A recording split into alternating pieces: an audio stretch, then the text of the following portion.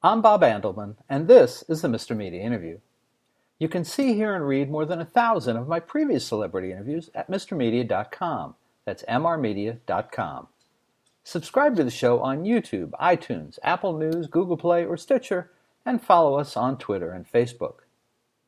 On today's show, I've reached back into my audio archives to November 16, 1984, for this telephone interview with country singer and all-round sweetheart Louise Mandrell. I adored her, and I think you will too. Stick around.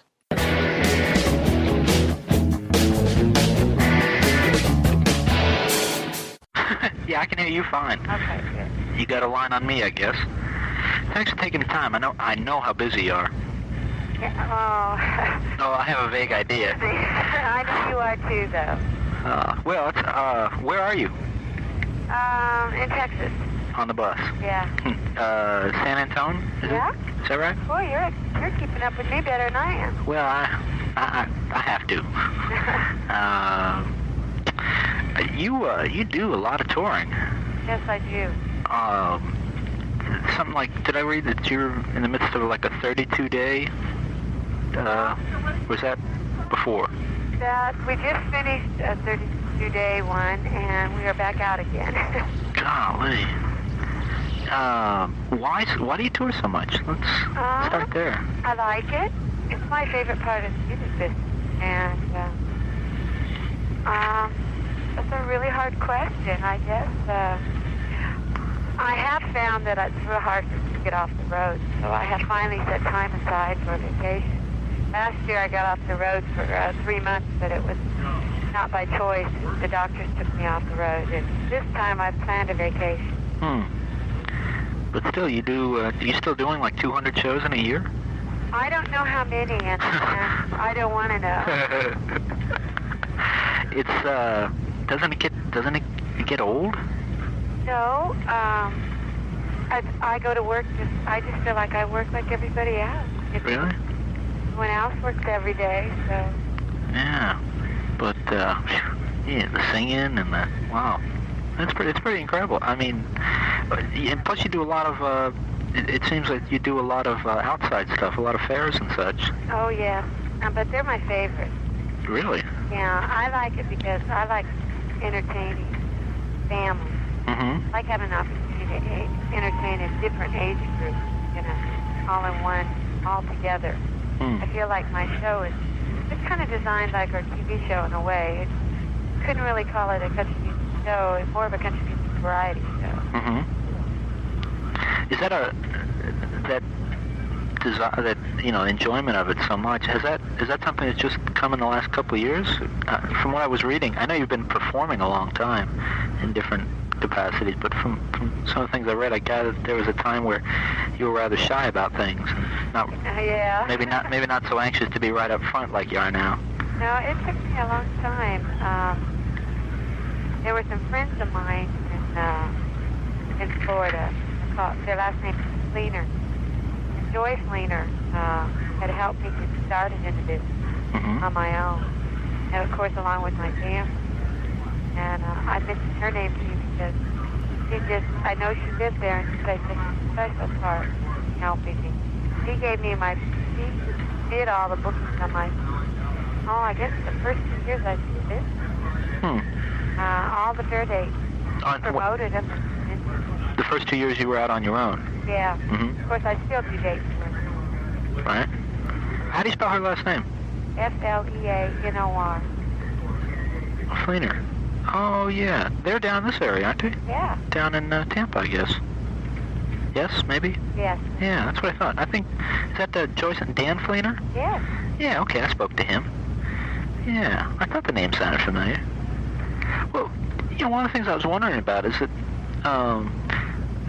most folks, I guess, now know you from the TV show, and probably have very little information about what you were doing before then. I read that you had done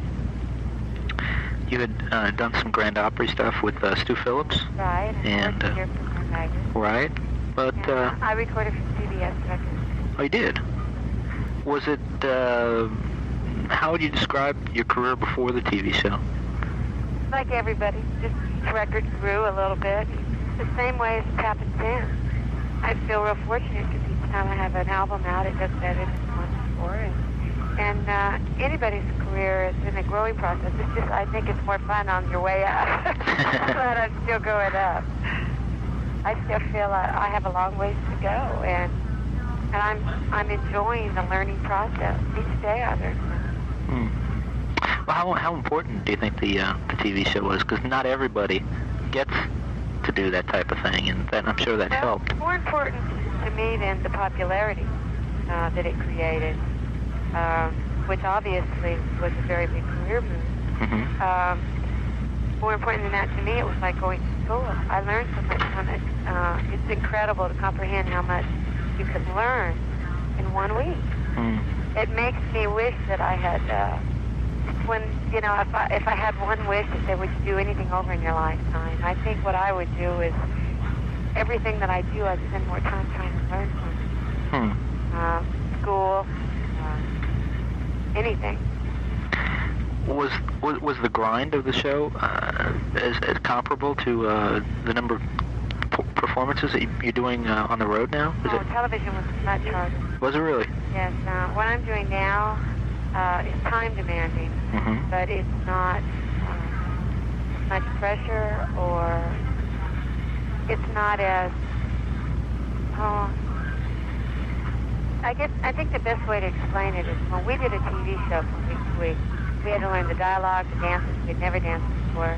We had to learn all the instrumentals for that week, songs. I mean, imagine an hour worth of every minute doing something different, and have to learn that. And then on Friday, you finish taping, and they hand you put a script in your hand and say, "Okay, here's next week."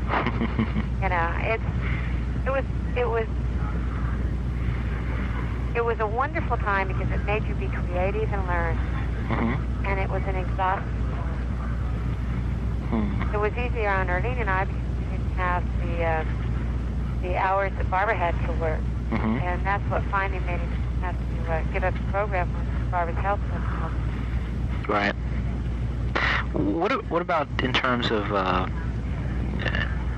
this is something I guess I wouldn't ask a male singer performer, but I'll ask you. Just appearance. I mean, you're a very attractive woman, right? I mean, right. I'll make that statement. I don't know if you want to agree with me or not, but I'll make that statement. I like it better coming from you. Okay. I mean, you are a very attractive woman, and while we're sitting here, I've got a story that ran in the Atmore Advance. I don't know where that is, but it's got half a dozen pictures of you, and you look like you're sparkling in every single picture. And I'm thinking to myself, well, if I had to even just wear a suit and tie every day to meet people and to entertain people or just be sociable with it, I'd get tired of it, and there'd be days when I just wouldn't want to get all dialed up and do all, you know what I mean? Does that tend to wear? Do you want to go out there and just put on a pair of jeans and put aside the costume changes and just, put aside the makeup and just go out and... Okay, that's a very good question. There is one there are mornings that I'm absolutely exhausted and I think I can't get out of bed. But it's mainly because I dread sitting in front of the mirror and putting on the makeup. But as soon as I walk out of my hotel room or my bus and one person says, "Gee, you look nice," or "I liked your show," or I look at an audience, reaction the minute she hits the stage, it's worth it. I mean, I don't know, not only do I not know any woman, but I don't know any man who doesn't appreciate a good pat on the back. Oh, sure. And luckily in my business, I get that. I think that because you're going to have your picture taken and everyone's going to be looking at you, you tend to make sure everything, your hair is perfect and your makeup's perfect. Where maybe if there was a time that I'd run down the store that I wouldn't be worried if I had my makeup on, And my niece is sitting here, and she just gave me the look of, "You never." Stage or no stage. Okay, so maybe I exaggerated a little. But it's just, I think, human nature to want to look good and do good. I happen to like costumes.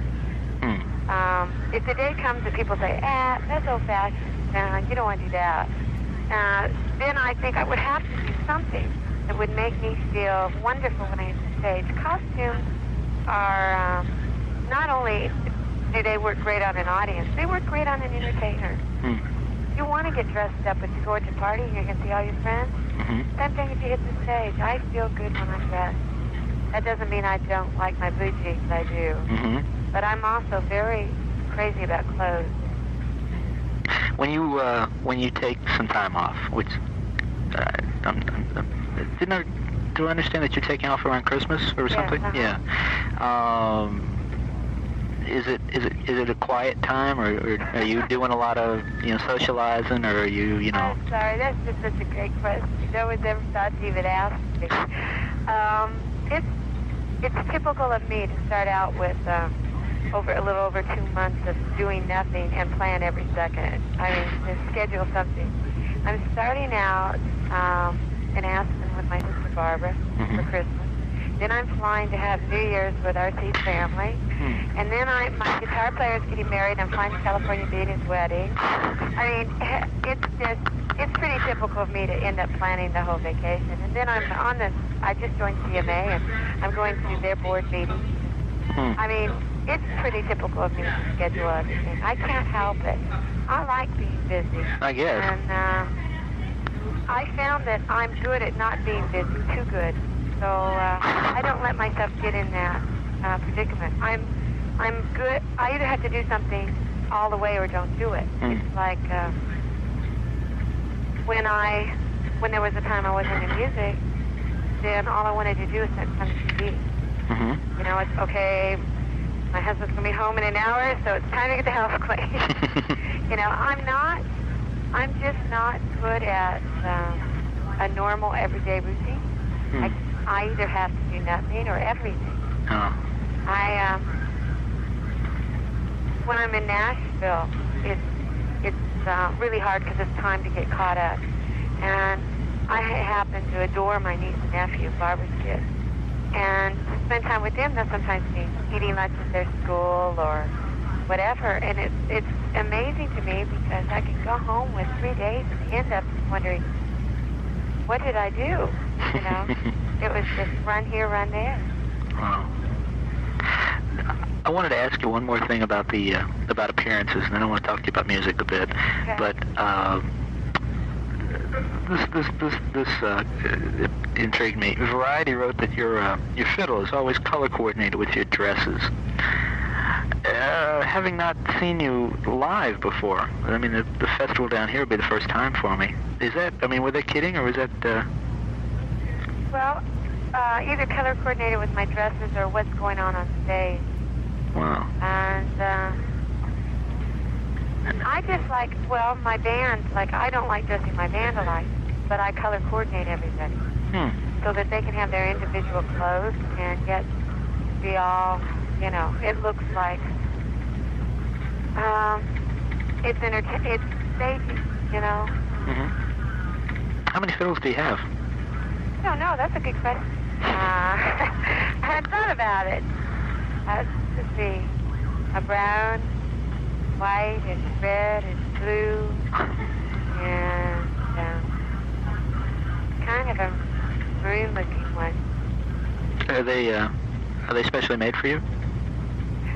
They're all Barkasberry fiddles. Run it by me again. They're called Barkasberry. Barkasberry. You wouldn't know how to spell that, would you? B-A... I think it starts B-A-R-C-U-S, berry, but I'm not sure. Well, maybe I can check. Sure. I can probably check that down. I was just curious. What is the size of the band that you're traveling with? 7. And I carry my own bike now. 2 buses and a semi. God, it's incredible. You play, of course, an astounding number of instruments. I remember from the TV show that you just seemed like you were always on something different. And now I've got a complete list in front of me. What I guess is a complete list. What happens is each year we put out a new list. What happens is, and we take off it. I really could put you on and say, okay, I play a zillion instruments, and because I could just say, okay, play this, and I'll play you one song on it. To me, that's not what being a musician is. But It entertains the people. It's just that all instruments have something in common with others. Mm-hmm. So I just pick out what fits my show that year, and that's an instrument. Well, is there one or two that you're particularly, you think you're particularly accomplished on? Yes. I mean, my favorite instrument, strangely enough, but nobody wants to hear it all night, is the electric bass. That's what I used to make a living on. Is that right? Before I was a singer. And of course I played fiddle for Stu Philips and many of them. But fiddle is an instrument to me that's it's more because it's in the band. I mean, I couldn't imagine going to a concert and being able to say, okay, this year I'm not going to play fiddle. Because it's not going to work. They're all going to be upset that I didn't play it. But the other instruments, I can kind of say, okay, this year I'll play this, this year I'll play that. Which was the first instrument you learned to play? The electric bass. My mother used to play it in the Mandrell Family Band, and she wanted to retire, and they wouldn't let her, so she taught me. That's funny. That's an unusual kind of instrument for. I guess it just don't. Maybe it's just me. Just don't imagine many women playing that. Well, I think in the last few years, more women are starting to play instruments. It went so long with people thinking that they weren't supposed to, I guess. It was like, oh, you're a girl, so play the piano, you know. And things have changed. Which is the toughest to play? The fiddle. Is it? The roughest, the two toughest instruments that I know of that Barbara and I have, even if either one or both attempted, is the fiddle and the steel guitar. And it's really strange because one day we were joking around because we both play a lot of instruments. And I hand her my fiddle and I sit down behind the steel guitar. And it wasn't 15 minutes later we said, I'll make you a deal. I won't ever play the fiddle and you don't ever play the steel guitar.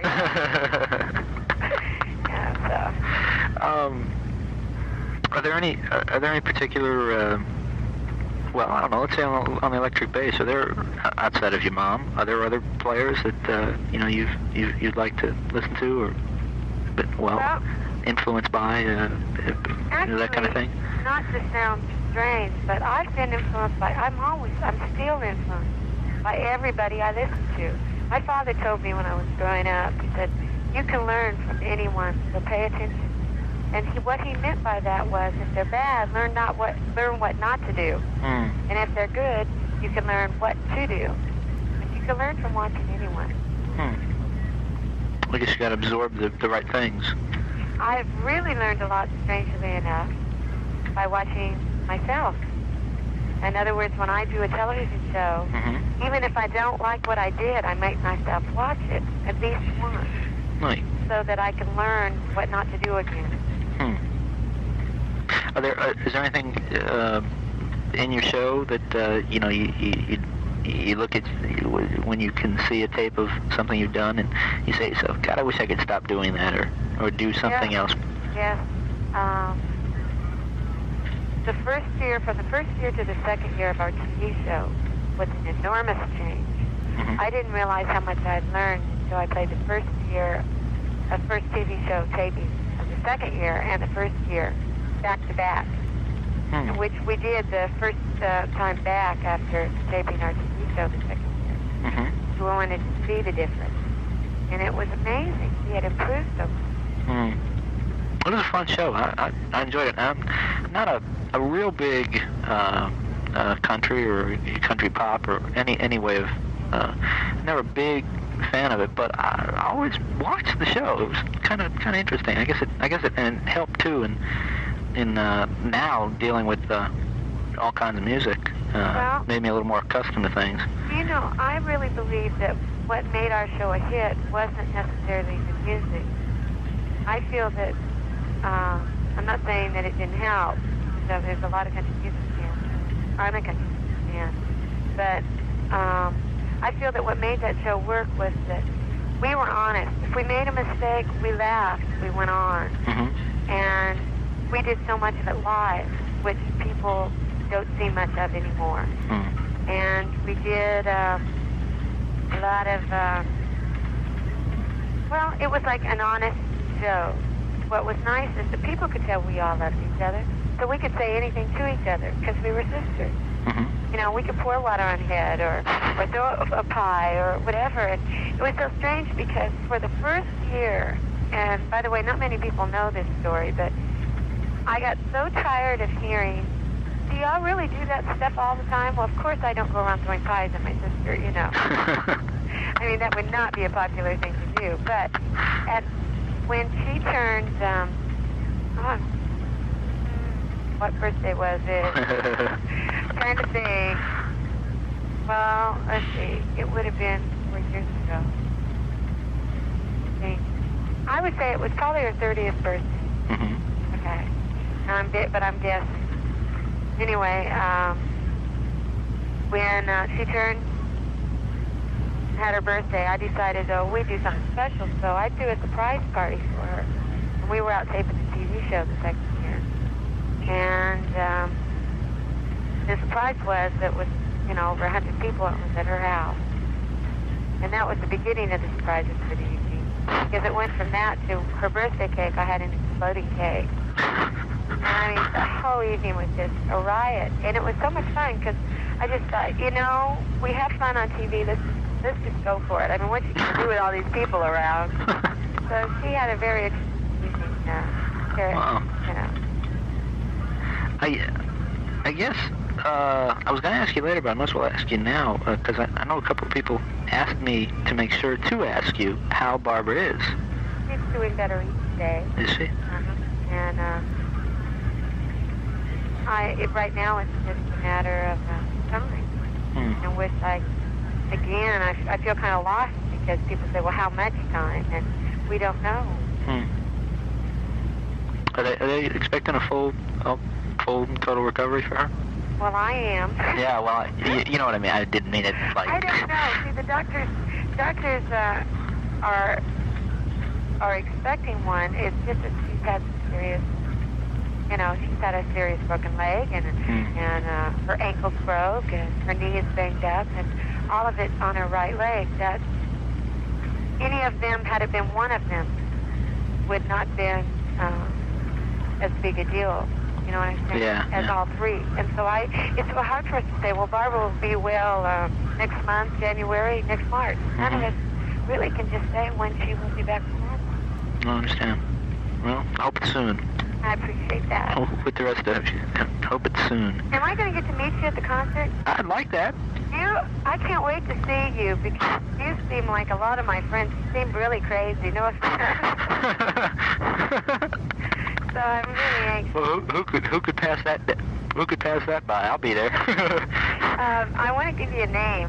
Sure. Rick King. He's my road manager. Rick King. And ask for him when you get there. Okay. I want to see you. All right. That'd be nice. I'd like that.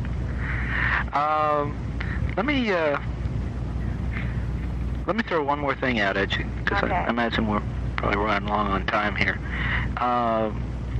Your tribute to America and the servicemen.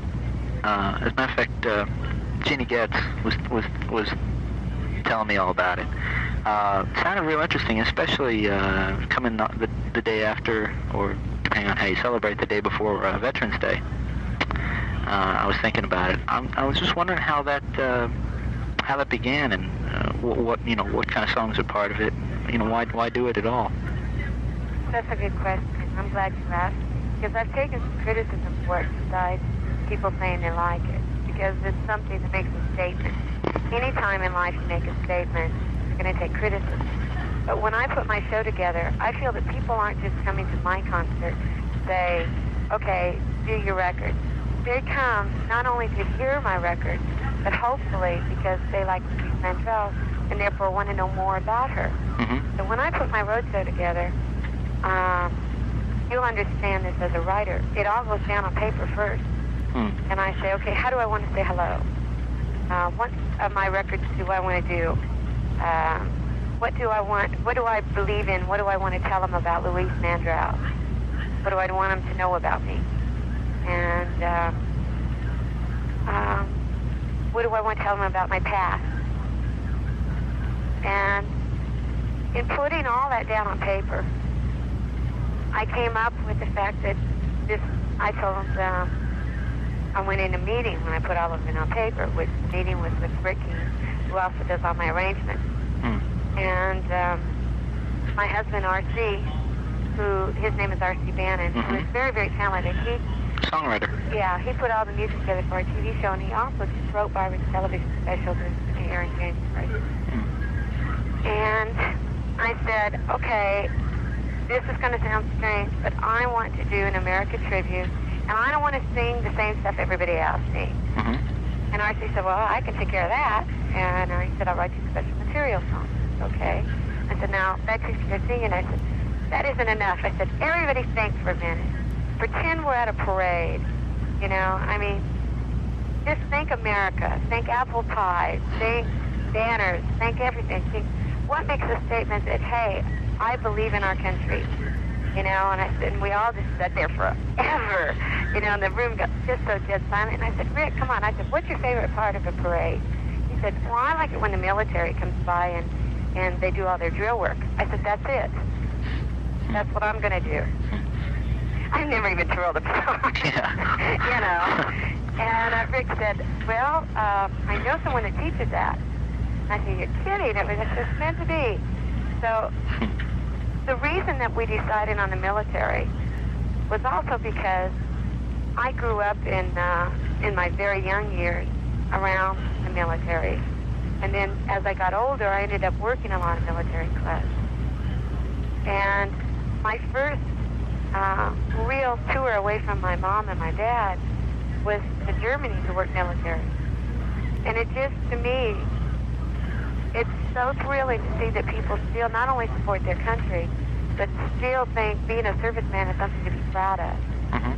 And that's the kind of statement I wanted to make. I wanted to say, hey, I believe in this. Did you perform last night? Was it a little more Veterans Day and all? Was it any more of a reaction or an emotional kind of thing to do it then? Boy, that's a good question. Strangely enough, to me, that's something that I'm aware of all the time. It might have been for the audience, but not to sound like I take veterans for granted.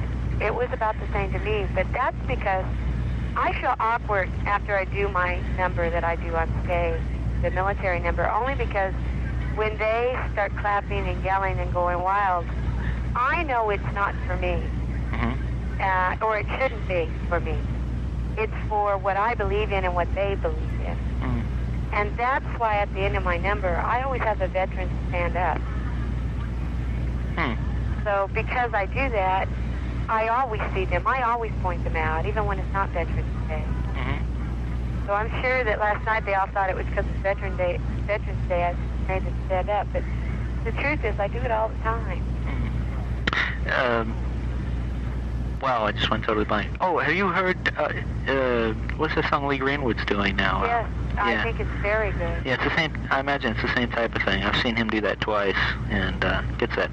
Just the last song, I mean, it's a guaranteed way for him to bring the house down at the end. Well, you know, that's another thing that I will say to you, but do me a favor, be careful how you write it, because I don't want to blow the... To me, if I can be a good influence on people, that's what I want to be, you know? But because I believe in the American number, and more, it's not for me, it's for them. In other words, I'm not what that song is all about. I do it because I like it, but I don't take the applause for me. And that's why I have the veterans stand up afterwards, and that's why I sing a closer afterwards. I don't walk off without applause, because applause is not for me. Right. And I can't walk off and ignore what they just did. So I don't leave the stage. It doesn't matter how wild they go, they're the ones that take the applause. And I do a number, and then I leave the stage after that. I'm real funny about it. Yeah. Because I don't want people to start thinking that that I took for granted what they did, because I really don't feel they should stand for, you know, at the end of that number for me. They're standing for America, and I just want them aware that I know why they're standing. Is it original material that goes with that number? Part of it is. And part of it is numbers that we do from the military, that tribute the military. Okay, very good.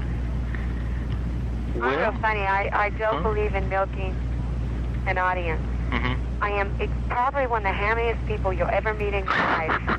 And I will take applause when I feel I deserve it. But when it's, to me, the American number is not mine. It's ours, the audience and mine.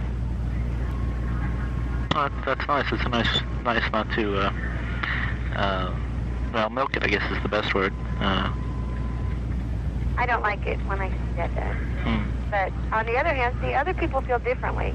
In their behalf, let me say that other people think I'm wrong in the business, but some of them feel that you shouldn't do any number after that. That it's less patriotic to follow it with another number. That you should leave it at that and leave the stage and that leave the people thinking of America. I think it's pretty obvious that I love my country, and I don't feel awkward doing another number afterwards. Right. Yeah, when I saw Greenwood do, I think it's God Bless America. What does he call it? Something like that. The first time. God Bless USA. I Love USA. Yeah. The first time I saw him. That's right. God Bless America. What am I talking about? The first time I saw him do that, and he started going into that. As soon as it began, I just thought this has got to be the last song of the show, because it just seemed like. Well, first of all, he was the first of 3 acts, and what a way to leave the stage, having people remember you. And but I see your point too. I think it's a real valid thing. Makes a lot of sense. See, it's according to the person. As far as most entertainers would agree with everyone else, right. You know, they all think they're right. But that again is why the entertainment business is so wonderful. We all don't agree, and it's fun because it makes us all different. Right. I mean, here I am, the one that tributes the military and gets all dressed up in military clothes, all of us, and we go into a real production, and yet I'm the one that won't close with it. And you know, it's strange because we all have to do what we believe is right, and we only have to answer to ourselves. Right. And I should, if anyone should take a second look, it should be me, because everyone disagrees with me. But well, I can't help it. It's a free country. That's why I do the number. I had a reporter tell me one time that he said, I love the show. I didn't like the military. He said, I think that how do you put it? I put Pledge Allegiance in the middle of it. I mean, I did it top to bottom of everything I believe in. And he said, I think it's wrong because a lot of the time the people stand and sometimes they don't. And I said, yes, and I hope you print that because that's why I do the number. I believe in freedom of speech. Some people don't stand for that? Is that right? Some people do, some don't. They always do at the end. But it's because they don't, it's taken out of context and they're not quite sure what to do with it. Yeah, exactly. Yeah, I guess sometimes you're at a thing like that and you just... But see, it's so nice because people do what's in their heart. And to me, that's what makes it special. And... Well, I'm looking forward to seeing the number, having not seen it before. I think it'll be real neat to see. I like that kind of thing. I enjoy it. Well, to me, I think the writers are the ones that have the most fun with it because they're the ones who get to really say what they believe all the time, you know? And that's why I don't encourage people. That's why I don't argue with them when they say, well, I like it or I don't, or you should close with it or whatever. I almost close with it. I can't do a lot of the show following that because I'm in a military costume. Oh, yeah. And I don't want to do anything that looks, you know, is not in good taste. But I just do one number. It's my good night. I don't suppose you follow the military number with this bed is not big enough. No. Yeah, I just had a feeling, you know. But actually, to me, this is so funny because this bed's not big enough. Has the kind of title that you think is going to be something very tacky. And it isn't. It's just strictly a song about a girl and a guy, and well, to me it's, you know, it's just like if my husband couldn't get someone out of his mind, you know, that's what the song's about me, him, and her memory. And but Stu's husband. People, rumors get started all the time about RC. That's simple, yeah, I know. I had some friends calling me, and I was out of town the other day saying, "Oh, I heard you and RC are getting along, and we're separated," and that. And I said, "Why?" I said, "You know something I don't know." She said, "Well, didn't he move to California, and he was out there taking care of Barbara's special, you know?" So I mean, things just get so blown up. Well, yeah, I guess when you're on the road so much, people tend to make a lot out of nothing. Yes. Well, Louise, I sure like talking to you. I can't wait to see you in person. Yeah, I'd like that. I'm looking forward to that. And I guess it'll be middle next week. Oh, good. Okay. All right. I'm glad we got to chat. I appreciate you calling. Thank you. Thanks. Have a good time. Bye-bye. All right. Bye-bye.